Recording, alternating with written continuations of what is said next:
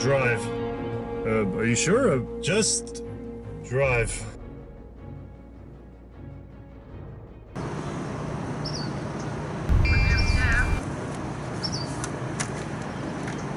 Yeah, it's rewind time. You know, if I could control rewind, I would start off 2019 by reviewing all the other previous rewinds and see where exactly it went wrong. For those of you who are not aware of what I am talking about, YouTube Rewind is an annual event where every year the company would put together the best things to come out of that said year, along with montages from popular content creators, celebrities, pop culture, and internet memes. There was a time where a lot of die-hard fans on YouTube would wait eagerly in December for these videos to pop up on their feeds and would genuinely enjoy the hell out of them. But as time went on, these videos became more tasteless and very disliked over time. How so, you may ask? Well, let's dive right back into the very beginning of the YouTube Rewind history in the golden years of YouTube in 2010. Also, this is just a disclaimer before I move forward. That is, I'm going to be showing a lot of various clips, which most certainly has a lot of mainstream songs within these montages as I try my best to make it as transformative as I can. And there will be multiple content creators in here that I may not know or possibly overlook because I can't remember every single one of them throughout the years, as they were all relevant and irrelevant. But if you would like to point out which content creators or years that I've missed, feel free to let me know in the description in the comment section below. Now with that said, let's get right back into it in this very special edition of YouTube Rewind's TheBoobTube Review. 2010 was a much simpler time for the YouTube platform. There were no controversies, no demonetizations, no adpocalypse. Surprisingly enough, creators were not pumping out daily vlog videos just to keep up with the ad revenue. Truly a golden year it was. So, what exactly did they do? They simply put together a montage video of collected videos from babyface Justin Bieber, neat tricks and stunts, a schmo yo-ho video, and double rainbows all the way across the sky. Oh, wow! Woo!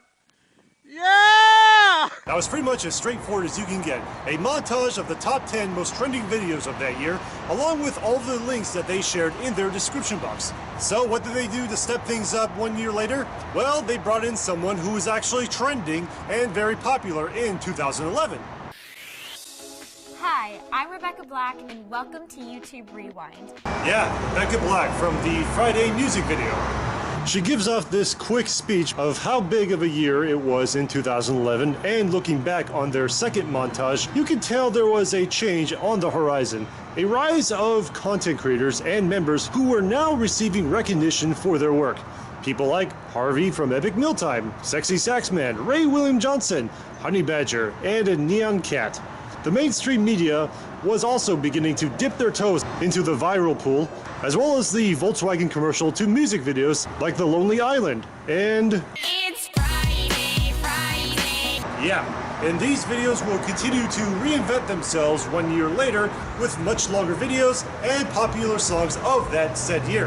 And more importantly, mashups. What kind of mashups, you may ask yourself? Well,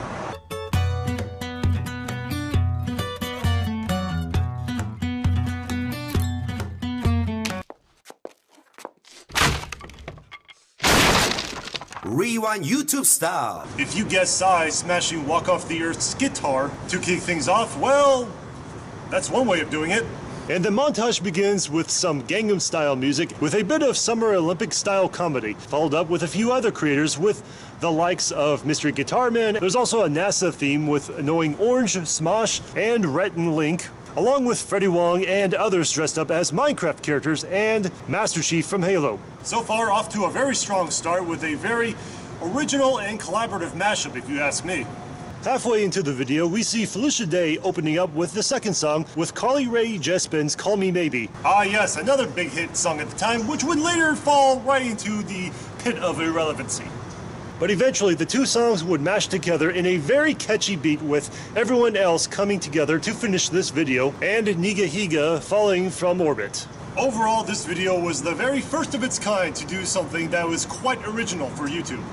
to which it received a whole lot of positive responses, which everyone viewed for the very first time. So with all of this positivity, there was no doubt that YouTube had a new annual tradition on their hands, and would continue to deliver in 2013. And what does 2013 say? Twice 13? Let's do this.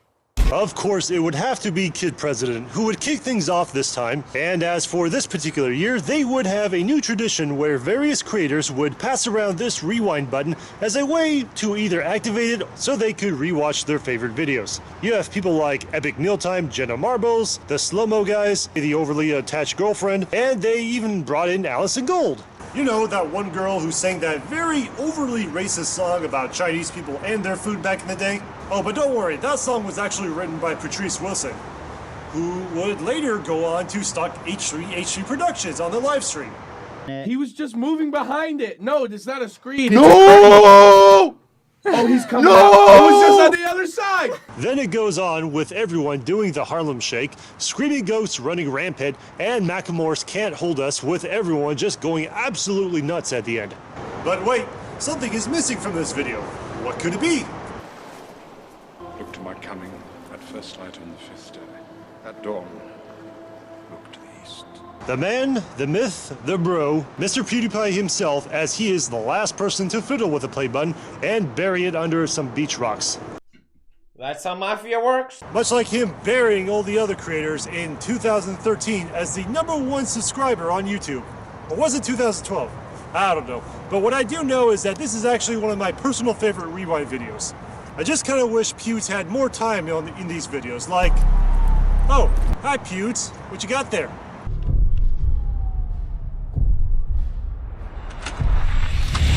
Uh-oh, 2014.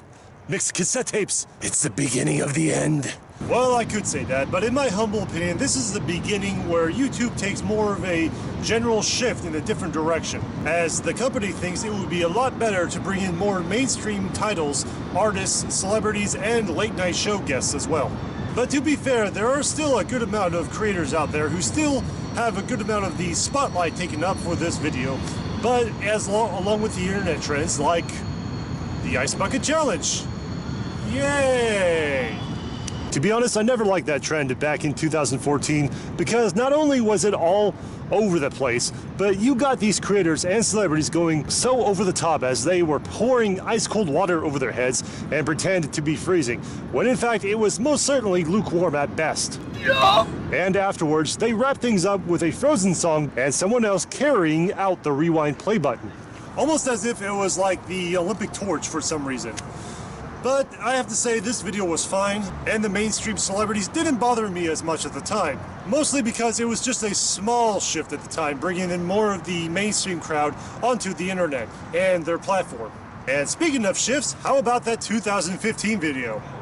Well, it starts off with Lily Singh and a few others jumping into a ball pit with a rainbow wall next to it, which signified in 2015 that a lot of content creators were coming out of the closet at the time, which also sparked a lot of mainstream news outlets to talk about it as well. Then there are more YouTubers having fun at the beach, whipping out and nay-naying in a high school gym while changing into different clothes of the different decades and partying on a bus where, damn it, we're barely 2 minutes into this video and already we got a late night cameo from James Corden. Well, it is short-lived as now there are different creators from different parts of the globe who are taking part in the Shia LaBeouf meme in different languages, which I completely forgot about, but in reality, it was actually quite clever. And speaking of clever, there are the gamers at the Five Nights at Freddy's compound, eating pizza with the rats, doing a lip-sync battle in a flimsy-looking Thunderdome, and finally Zoella and PewDiePie pop out around the corner to reference that one Back to the Future meme. There's also the nice little recap of YouTube's other one-hit viral memes from years past that didn't quite get the spotlight that it deserved. However, the company did made it up to them. Which I would say that is actually the second best rewind out of the whole bunch. It's simple, fun, and not too crazy whatsoever. But the year after that, things will be a lot more differently. How differently, you may ask?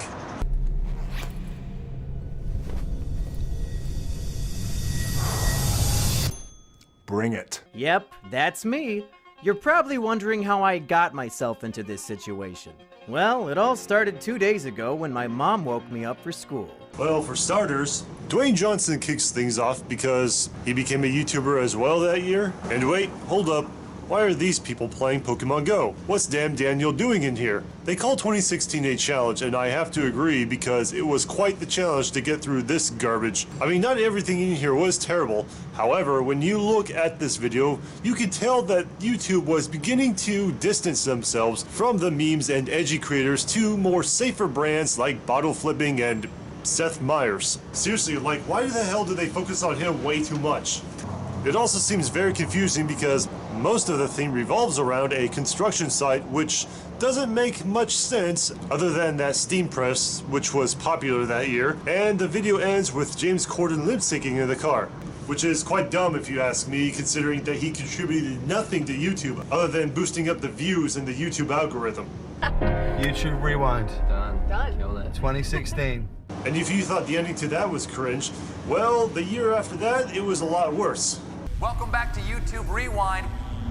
We've got two special guests with us. Oh look, it's that Lele Pons. You know, the one who says she was going to give her hair away to charity, but it was actually her hair extensions. And Liza Koshy, the one that belittled anxiety. So guys, I have anxiety. Sure, I just don't know what anxiety means. Here, allow me to explain. This is me. My name's Jeff. Sorry. 2017 was pretty much the year that Vine closed its doors for the last time, which all of their creators jumped shipped over to YouTube, and of course a lot of them became very successful. And the biggest duo to come out of YouTube that year was Logan and Jake Paul. These brothers had way more time in here than anyone else throughout this entire video. And for those who were in it for less than a microsecond in this rewind, they pretty much had to go on their own channel to let people know exactly where they were. I got completely stained, but it was okay because I was gonna get my moment, right? My moment. Did you miss me? Did you? There I go. That was 9 hours on set. And aside from the Paul brothers, there were way more fidget spinner themes in this video because YouTube was trying to get those advertisers back to their platform. Although, out of all the appearances in here, I'm surprised that the demonetization symbol didn't show up in here as well, because it was all over the place in 2017. And probably the biggest middle finger in here was that this was the first time YouTube promoted the animators. And what did they do with them? Well, they got kicked all the way at the end of the video. Not only that, but PewDiePie wasn't in here either. I mean, he was still the most subscribed YouTuber on the platform, and they pretty much didn't show him at all. I mean, the audacity of YouTube kicking him to the curb while everyone else just mosey on in while they... What a fucking... Nope. Alright, you know what? I completely remember why now. So with that in mind, YouTube pretty much pushed the Swedish YouTuber to the side to bring in a pair of F-boys to pretty much pass on the mantle and torch as their new face for the brand. Hopefully they can do so much better for the years to come, bringing in a new fresh face of viewers and advertisers and... I really hate to say this. I think there's someone hanging right there. Whoa. Did we just find a dead person in the suicide forest hanging? Oh right, that was his thing as well. Recording a dead guy in the Japanese forest while getting away with it for a few days on the YouTube algorithm. So with the Paul brothers out of the picture, who's next to take up the mantle to kick things off for 2018?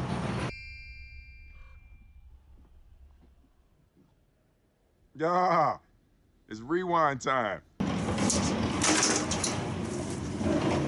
Yeah, this rewind pretty much kicks things off with Will Smith, followed by this unusual transition. Yeah, if I control rewind, I would want Fortnite and Marquez Brownlee.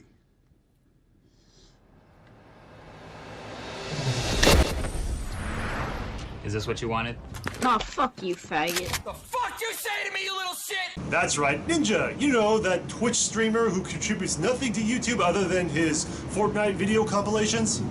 This video goes on to highlight other creators, which no one has any idea who a lot of them are to begin with, while revolving around a generic Fortnite theme because YouTube was trying so hard to appeal to the almighty advertisers to come back to them, which is why they pulled in all of these creators which likely do not have a demonetized video between them. Apparently, we control Rewind this year. No, you don't. Y'all, we can do whatever we want. As long as it falls within YouTube's family-friendly parameters. There's one thing this video needs. K-pop! Why? Rewind needs more science. Could we do an experiment? Love that. Melting lipstick. When exactly was that ever popular in 2018 outside of this chick's channel? One good thing I will have to say about this year's video is that the animators pretty much have a bigger spotlight this year, as they're more centered towards the centralized version of the video, unlike last year. And I have to give big props to Jaden Animations for including the PewDiePie references, even though he was not in here as well, along with a few other little Easter eggs as well, despite the fact that after this, YouTube may not bring her back for 2019. And now for the most ham-fisted scene throughout this entire video. You know who really needs to be in this Rewind video?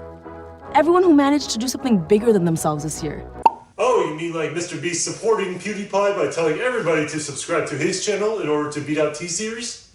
To everyone who proved it's okay to talk about mental health this year and showing their viewers that it's okay to go through tough times like that. Ah yes, mental health, like BetterHelp.com.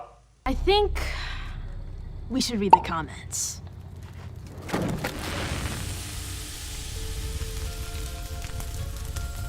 Yeah, sure, let's read those comments. Especially the ones that have no usernames, no swear words, 0 likes, and a default profile picture.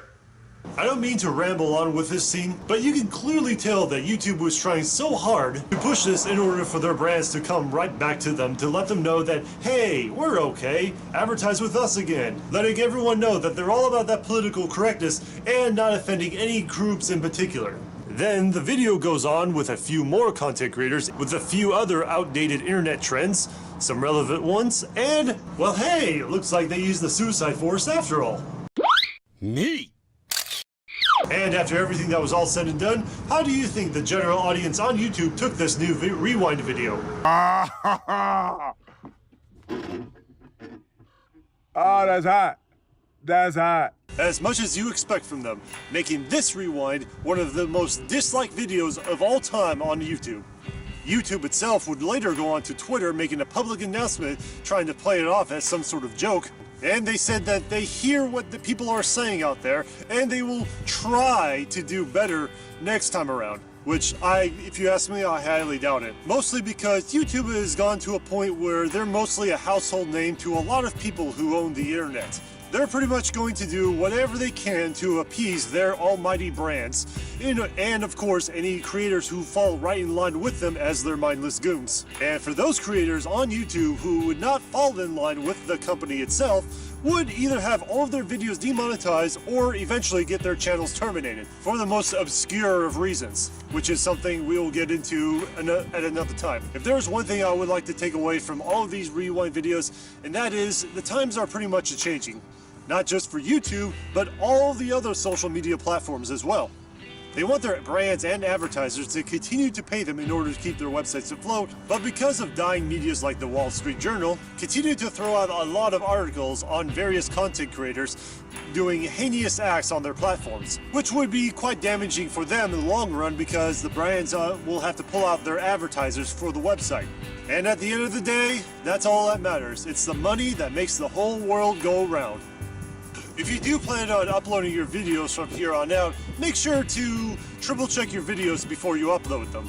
Otherwise, you're going to get hit with a lot of red flags, demonetized content, and copyright strikes as well. You know something else? I really wished YouTube had the opportunity to bring in content creators on the Rewind videos in previous years that actually deserved it. People like H3 Productions, Max Mofo, iDubbbz, the most comedic ones, even Filthy. Of course! Max Hiddo, it's me. I think I finally figured out what those other people meant when they said finding the filth. Do you now? No! Do you really have to do that? I do what I must in order for this realm to survive. You mean in order for you to control it? If that is what must be done, then so be it. The watchers of this realm have suffered for far too long under the guise of false idols on the internet, as so many content creators say to their fans how grateful they are to have their support. But in reality, they see them as finite. You should know that by now, especially with Channel Awesome. Don't remind me. Stop it. You have watched their channel for years. won their little prizes, made a few connections with their former producers, and even somewhat collaborated with the nostalgia critic himself. But when it came to your last review on their movie, they decided to block you on Twitter. All I said was, hey, I'm gonna review Channel Awesome's final movie and say my final thoughts, and that's pretty much it. Oh, but you should. You really should. Because you made other reviews on their movies in the past with no repercussions whatsoever. You even made meme videos on their behalf, to which most of them liked. However, when it came to voicing your own personal opinions on their last movie, the same movie that a lot of former producers swore they would never do another collaboration with Channel Awesome ever again. And how did they treat you because of this? Well, you already know the answer to that. They blocked me, like the cowards that they are, and moved on to something else. Yes, they did. But as you stated before, you've never called them out on social media. They went out of their way to look you up on your channel. Why is that? Because they're paranoid, even after all of their drama died down about a year ago. It is because you are unique. There is something far greater within you and your opinions on these videos, which makes you all the more stronger than everyone else in this realm. Huh, that's rich, especially coming from you, the guy who once tried to kill me by sending his goons after me. What can I say? I have been wrong before. After all, I was human once. I trusted those whom I thought that I could rely on. However, in the end, they were all untrustworthy who managed to get away with their heinous actions. Is that why you became a candidate? To get revenge on the people who wronged you in the past? So I can bring those into the light and show everyone that these idols that they worship in this realm are nothing more than the lying, manipulating, false images that they are. To watch their very foundation crumble under the same watchers who put them on the same pedestal to begin with. Sounds pretty chaotic if you ask me. It is just a cause. Not many people will like it, but it must be done. But I cannot do this alone. And here we are, back to the threats again.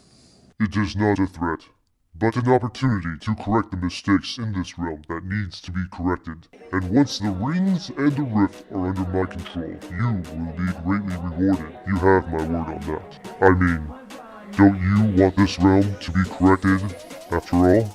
Year review! Rewind time, everybody! Hit or miss, I guess they never miss, huh? You have to notify them quick.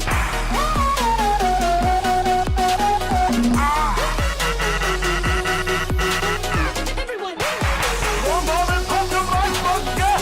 Brand new chair, brand new bitch, and I got a new. What's the? I am the glow gaga laugh.